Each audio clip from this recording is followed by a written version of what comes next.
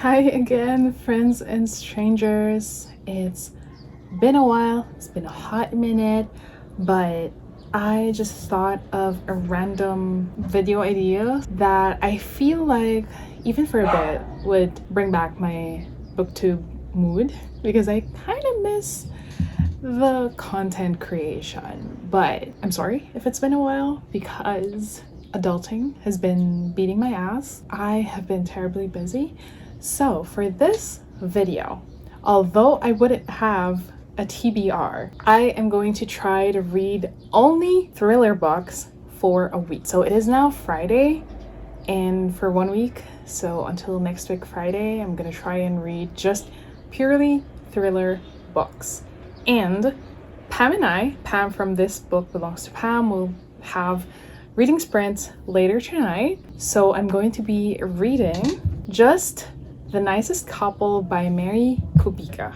I haven't read any book from this author, so this would be a first, but Mary Kubica is pretty known in the thriller verse, so I just haven't happened to read from Mary Kubica, and this would be my first foray into her works. I also borrowed the audiobook from Libby, so I have it here, and I feel like this was a huge factor into me deciding to read just thrillers for a week, because 3 thrillers were available in Libby. So I was like, oh, they came all at the same time, and I was like, okay, let me just put this on hold and have them deliver again after 2 to 3 days. So I borrowed just The Nicest Couple first because I feel like a domestic thriller is going to bring me out of the rut.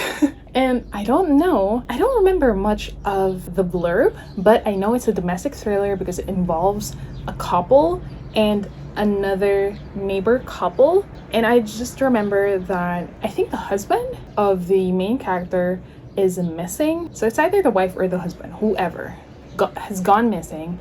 And one of the neighbor, as in the couple, was the last person, maybe the last person to see whoever was missing. And I think they were trying to keep it as a secret from the other couple. So I was like, okay, this sounds not as messed up as I want it to be, but I'm hoping that when I read this, it's going to be extra messed up because domestic thriller, I love me some domestic thriller. And they're just easy reads for me, which is pretty ironic considering the nature of the genre, but yes. So I will just be updating you once I started reading this book, once I finished it, and whichever thriller book I'm going to pick next, as long as I'm gonna read them all in the same week.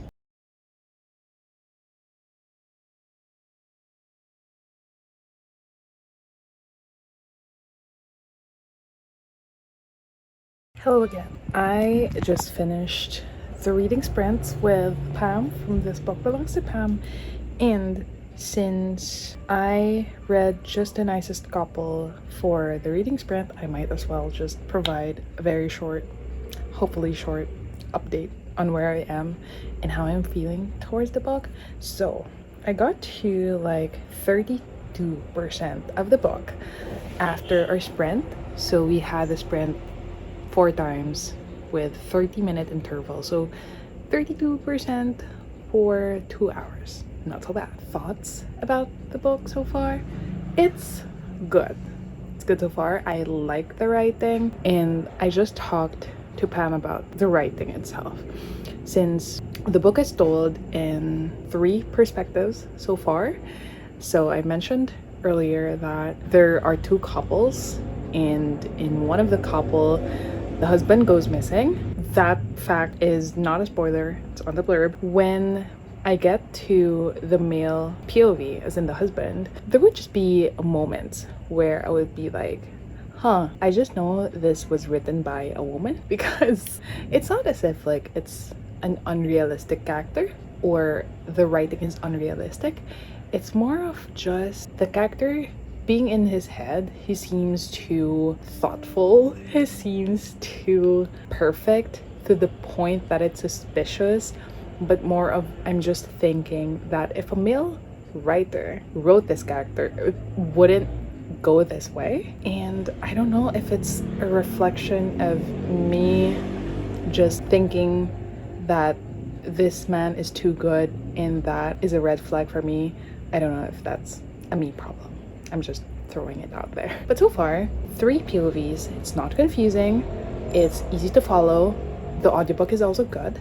The narration is really nice. Speaking of characters, I feel like the usual grievances when reading mysteries or thrillers or suspense book is that the characters they can be too annoying, too dumb. You feel like they're choosing to do the wrong thing just for the plot to move forward. But in this case, the characters are smart, not to the point that it's suspicious. It's more of like good, that okay, you're thinking this way, you're getting there. The characters are already in that train of thought even before I get there. For me, that's good, because that means the characters won't be annoying for me. I don't find myself thinking that, why are you doing this? Although, thinking about it now, there is a moment, I think, where I'm like, why are you doing this particular thing? But I'm also curious how they're going to be able to pull it off, considering that they kind of know what they're doing. I feel like I'm just contradicting myself. I feel like these characters are conscious of their decisions. It's not as if they're too stupid to begin with. So I got that going for me. And so far, with the audiobook, I have like around 7 hours left. I'm running on 1.9 speed. I'm getting through it fast, actually. Again, this is the first Mary Kubica book that I've read, and so far with the 32% that I've read, I am looking forward to reading her other works, especially Local Woman Missing and The Other Misses, especially Other Misses, because I saw that it was being adapted to a Netflix series or movie. I'm not sure, but it's being picked up by Netflix. Since it's a domestic thriller, it's a usual reaction for me to ask Ram, my husband, and tell him about the plot, whatever. And I would just ask him, what would you do if you were in this character's shoes? And I'm just about to do that after I give this update. So yeah, I hope it would be a good book. I'm not expecting too much, but so far it's in the brink of 3 to 4 stars. So, next update. Bye-bye. Hello again, friends and strangers. Just a very quick update on where I am now with just the nicest couple. And it is now Tuesday. I was able to read more after our live sprints last Friday, but I think where I am with the book the past few days, it didn't warrant an update for me. So with just the nicest couple, I am now 74% through the book, and it is getting to the part where I feel like the stories would finally diverge and people would finally get caught, or there would be confrontations, because it's getting there. And I am still very curious to see what would happen. So I wanted to finish the book immediately, but I could only read once I'm in bed, after I'm done with work, everything that I needed to do. So it was already late at night yesterday, around 10:30, that I was able to start reading again. So I was like, I don't think I'd be able to finish it tonight, because I roughly need 2 hours more of reading to be able to finish it. But I feel like hopefully I'd be able to finish it tonight or tomorrow. Honestly, it's one of those thrillers that I don't know exactly how it's going to end. It's still very mysterious up until now, 74% through. Because when I was reading it at first, there were already reveals at the very beginning. So I was like, how is this going to end? How is this going to proceed? There's 90% more left with the book. But so far, since it's told in different POVs, it's very interesting because like there would be things that I know as a reader reading from this 3 POVs, knowing that it still managed to be mysterious, like it still managed to warrant more answers, which is like a sign of good writing for Mary Kubica's part. I'm just very curious where this will end, and I will update you once I'm done, or if there's anything momentous that would happen before that. Hi, so I've finished reading Just a Nicest Couple, and I was right with me possibly rating it 3 or 4 stars. It's a 3-star read for me. Definitely one of those books where the lead up, as in the whole mystery, was the best part versus the actual reveal towards the end. I found the reveal to be like, it's a bit meh for me, like not as mind-blowing as what I was expecting it to be. Although, to be honest, I don't know how else it would have been mind-blowing for me. Maybe if it was someone else who murdered the person, but I don't know. It wasn't just wrapped up very nicely for me, or at least for my taste. Definitely 3-star.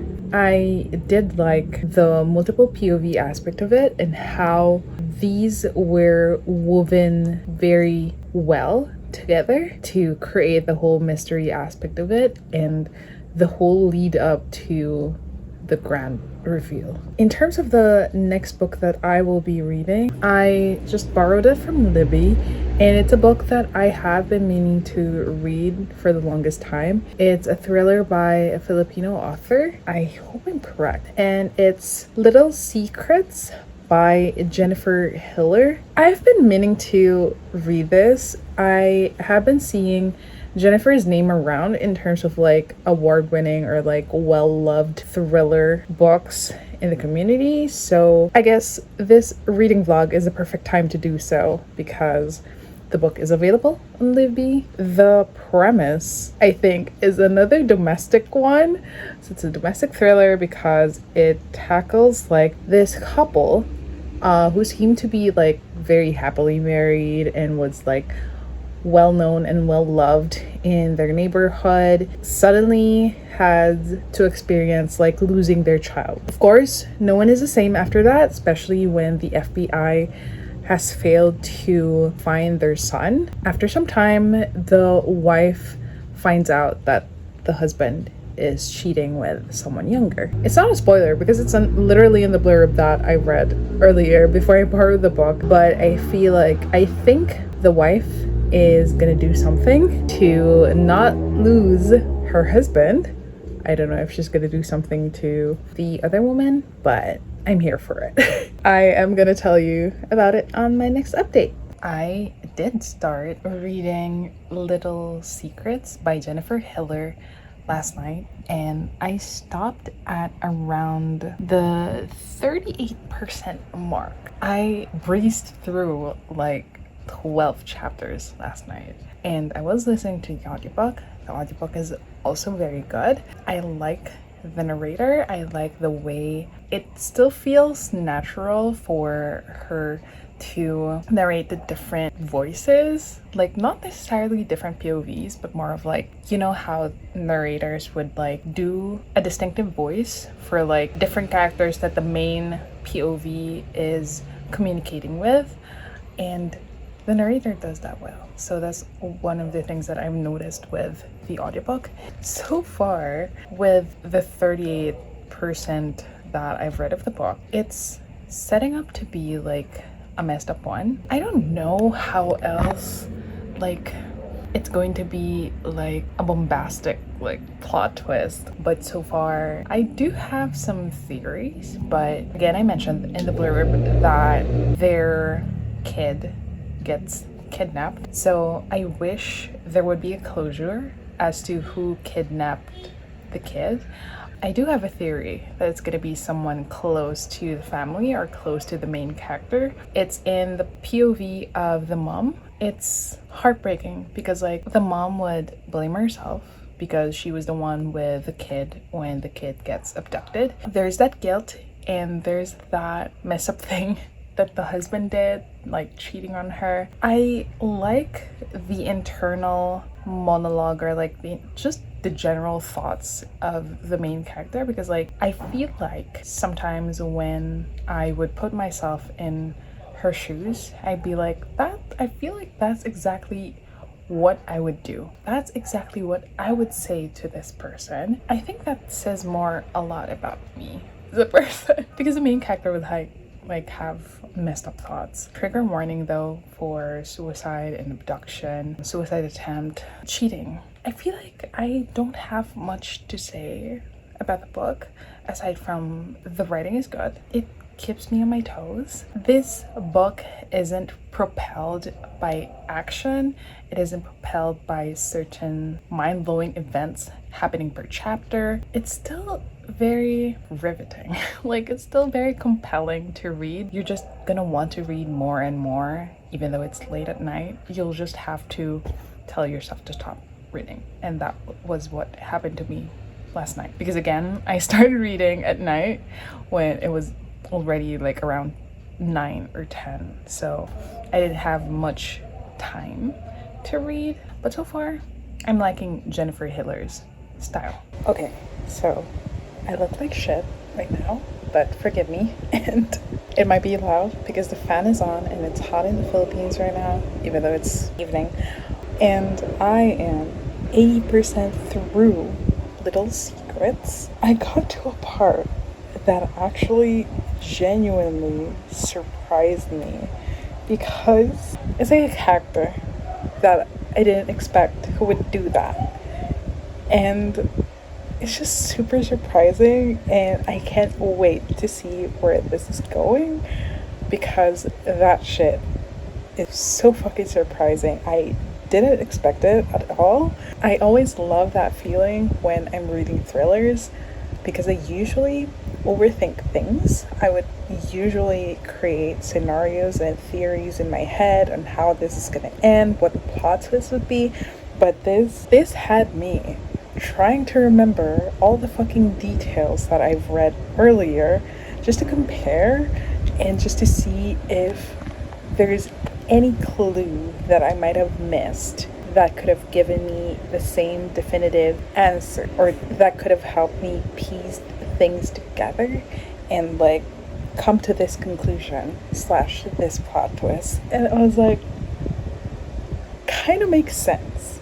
It does make sense when I read that and everything is clicking into place. Well, not everything, but like things are clicking into place. I understand the motive behind this person's actions.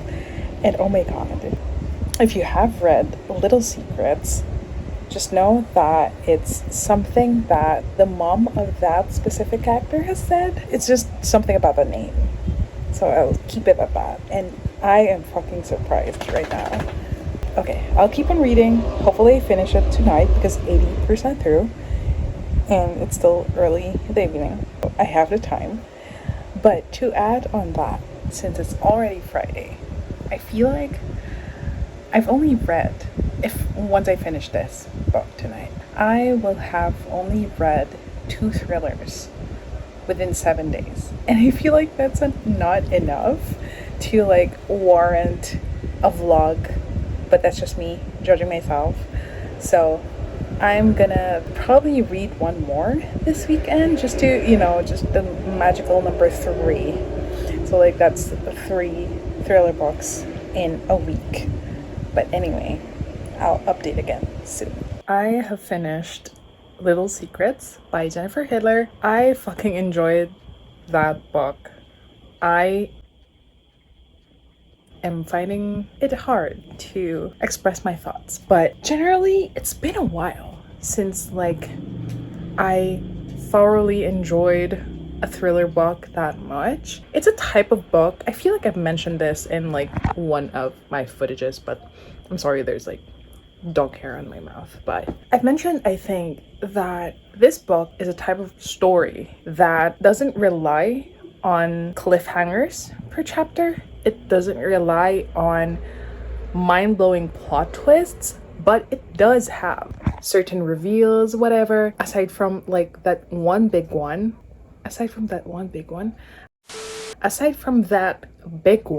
earlier, which totally propelled the story on a different level. There aren't that much twists. Maybe for me that have been used to like reading thrillers, this book doesn't rely on multiple plot twists. It really does bank on its characters, their flaws, their characteristics, their decisions. I mentioned earlier that there is one POV, which is in the perspective of the main character, but it turns out the story transitioned into showing us a perspective of the other woman as well, her motives, why she's doing this, why she is purposely being a side piece of different rich men. I'm sweating because I don't have the fan on, and I'll just make this quick. I am sweating. It's so fucking hot. I think ultimately the novel explores the different ugliness, the different lengths that people would go to just to achieve what they want,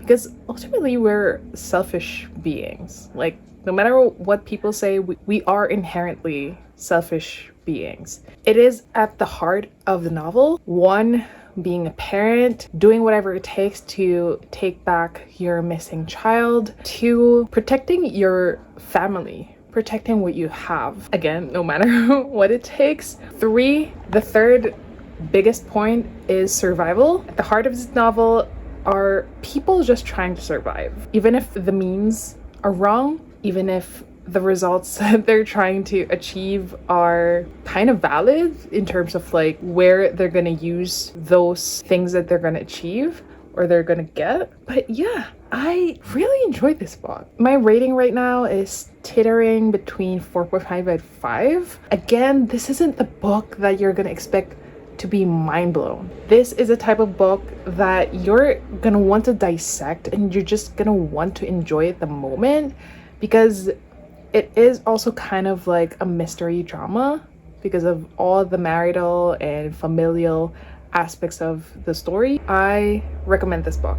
I am definitely gonna read more of Jennifer Hiller's books. Hopefully they're just as good or even better. I haven't decided on the next book that I'm going to read, but it's definitely, again, gonna be a thriller. Last time that I've updated, I mentioned that I'm gonna try and continue reading one more book this weekend, and since I'm also trying to like get through my physical TBR, I'm gonna start with a thriller that I also happen to have a physical copy of, and it's Number One Fan by Meg Elison. I was able to win this copy, which is an ARC, and I was able to win this from Sai. He did a giveaway along with Tomorrow and Tomorrow and Tomorrow by Gabrielle Zevin, so I was able to win this 2 books. So I might as well go through this one since it's a thriller and I have a physical copy. And based on the blurb, it's gonna be something relatable to me because I am a fan of many things. I am part of different fandoms, and Number One Fan is gonna tackle relationship between the creator and the work, as well as the whole fandom thing. There is an author and someone abducts her. I feel like it happens to be a fan of her work, so I don't know, it's kind of vague, but it does give something to have an idea on what's gonna happen. I'm gonna start reading this tonight. I will try to read it with just my eyes, but I did see that the audiobook is available in Libby, so I can borrow it anytime. And if I do feel like I'm slow to reading this, I'm gonna probably jump into the audiobook while reading this with my eyes. Hello again, friends and strangers. So I just want to do a very quick update. I say very quick because like I kind of forgot to update when I was like around the halfway mark, but here we are. I just want to do an update on The #1 Fan by Meg Elison, and I'm around page 200. The pages are around 345, so more than halfway. I already mentioned that this is going to tackle the relationship between a fan and the creator. This is definitely taking that too far, because we finally see why the fan decided to do what he has to do. Sorry, I look crusty. Gotta remove this debris and oil before I wash my face, so gonna do that while I talk about the book. He is like towing the line between reality and fiction. Fiction is better than reality, but of course I'm not taking it to like extreme delulu levels, unlike one of our main characters here. This book has multiple POVs. It's in third person POV. It switches between the main character as in the author and the fan slash also an aspiring writer, and third is the perspective of the different people who are concerned about the author. Okay, I'm trying to check my notes. I've written down trigger warnings for rape, kidnapping, alcoholism, and child neglect. Okay, so there is a part in the story where the aspiring writer, who is the fan, is super obsessive with the things that he consumes. So he is also obsessed with Dune, and he would write fan fiction based off of this existing fictional worlds, existing fictional stories. What the author, as in Meg Elison, was trying to say is that there is a very thin line between admiration towards an existing material and scrapping what makes the whole universe and the whole story amazing. In this book's case with the aspiring author slash fan, he would rewrite the main character of the story, as in like the one that he's obsessing with, and that character is sort of like characterized as like a badass commander woman of this fleet, whatever, and then he would then go write a fanfic based on that same character, but the woman is more subjective, holding the line between like slavery and like misogyny. That says a lot about the culture of current fan fiction and fans slash creator in general. It's like a reflection of that culture and how scary it could be. But going back to the main story, which is our author being harmed by this fan, because the fan has a certain motive for the author and for himself, which would benefit him and him alone. This book could get pretty disturbing and frustrating because I am reading it in third person POV, so I already know the things that the other character doesn't know. I would get into the perspective of the guy, as in the fan, and he would be doing these things, and these are things that the author doesn't know yet. So it could get frustrating because like, I know this facts, but like this isn't the decision that she's gonna take. It's gonna take a bad turn, whatever. Although I feel like I would have liked it more if it was also in the first person POV for the other characters versus like just watching them outside.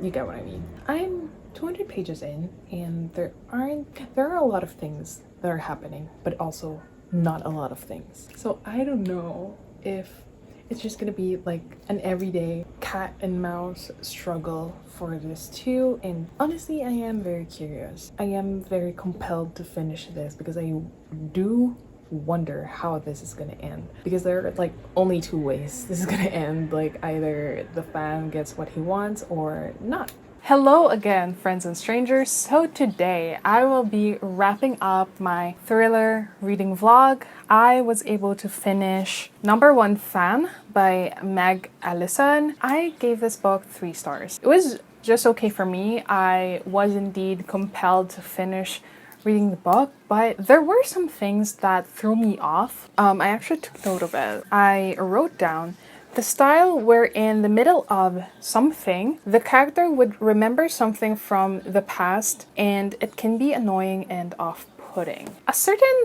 scene would already be taking place, like we're in the middle of action, we're in the middle of something to go down, but then the character would remember something from her past that may be connected to what is about to happen, but not necessarily. It's more of like a way to give more context to their character, and even with the kidnapper. This also had not the most satisfactory payoff in the end. It's not something that gave me satisfaction in terms of justice, but that is also kind of the reflection of what it means to be a woman in this society wherein you'd still get doubted even though you're actually the victim. Somehow there are a few details in this book that has happened to our main character that would make people think that, oh, maybe she did give consent, maybe she did want this, because there is certain evidence that came out where it points to her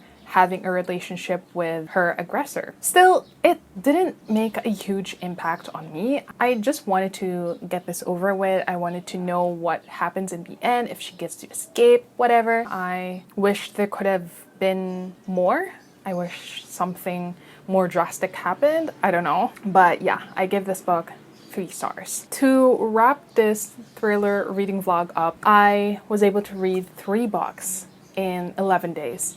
That is an achievement for me because I have been terribly busy these days, adulting, working, etc. 3 books for 11 days isn't much of a number. If I was looking at past Pam who reads 1 thriller book overnight or like in 2 days. Anyway, I was able to read 3 and I already shared the first 2 books. But maybe in terms of the success that I had with this reading vlog, it is okay. I only gave 3 stars for 2 books, which is Just the Nicest Couple by Mary Kubica. It was an okay book. Little Secrets, I gave 4.5 stars. I actually really like this book. Then Number 1 Fam, which is just 3 stars. Little Secrets had more depth to it. It's like it didn't rely on so many plot twists. It just relied so much on the characters, their faults, and the things that they could do because of love and because of basically survival. So it was an okay reading vlog. I feel like I will do this again soon or in the near future because I do love reading thriller books, and documenting this journey actually made me kind of motivated to step back into more booktube videos again. So this may be the start. And that's it, friends and strangers, for my thriller reading vlog. I will be seeing you on my next video, whether that's a reading vlog, a wrap up, etc. I'll see you soon. Bye bye.